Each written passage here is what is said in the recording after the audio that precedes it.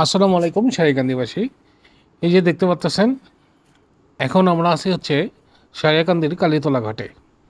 R I love Sariakandi এই যে লেখাটা দেখতেছেন, এটা কালীতলার মাথাতে আর কি সম্ভবত স্থাপন করা হবে, সেটারই কাজ চলতেছে। ঈদের আর 4-5 দিন আছে, কাজ কেবল শুরু হইলো। তবে এটা করতে মেবি বেশি দিন লাগবে না, 2-3 দিনের মধ্যে কমপ্লিট হয়ে যাবে। তো এটা কমপ্লিট হওয়ার পরে আসলে এখানকার সৌন্দর্য বাড়বে কি কমবে, বা লোকজন আসলে এটাকে কতটুকু পছন্দ করবে, এটা একটা ফ্যাক্ট। এটা বাংলাদেশ পানি উন্নয়ন বোর্ডের আন্ডারে হইতেছে। তো এটা কাজটা শেষ হয়েছে গতকাল। আমরা যখন ওই প্রথমে যে ভিডিওটা করি ওইটা প্রায় 4 দিন আগে শুরু হয়েছিল। এখন শেষ করার পরে এই যে দেখতেছেন, এইটার এরকম পরিস্থিতি দাঁড়াইছে। একদম কালীতলা যে গ্রিন বারটা আছে এটার মাথায় আই লাভ সারিয়াকান্দি এই পয়েন্টটা করা হয়েছে। পানি উন্নয়ন বোর্ড দর্শনার্থীদের কথা চিন্তা করে কালীতলাকে আরও সুন্দর করে সাজানোর চেষ্টা করতেছে।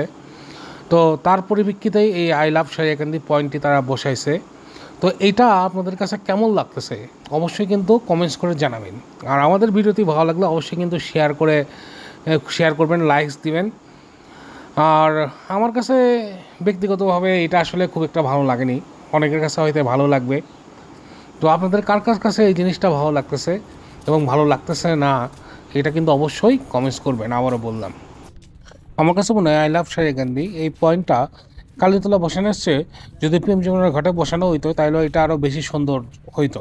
কারণ হচ্ছে এখানে হচ্ছে জায়গা অনেক কম, আর এখানে মাথায় এইটা বসে জায়গা আরও কমে গেল। কিন্তু প্রেম যমুনার ঘাটে প্রচুর পরিমাণে জায়গা, সো ওইখানে এটা খুব সুন্দরভাবে বসানো যেত, আর ওইখানে আরও এটা বেশি সুন্দর হইতো। আপনাদের সবাইকে অগ্রিম ঈদ মোবারক। কার ঈদ কেমন কাটবে অবশ্যই কমেন্টস করে জানাবেন। আমি এখান থেকেই বিদায় নিচ্ছি আজকে। নতুন কোনো ভিডিও নিয়ে আবার নতুন কোনো জায়গায় দেখা হবে। ধন্যবাদ।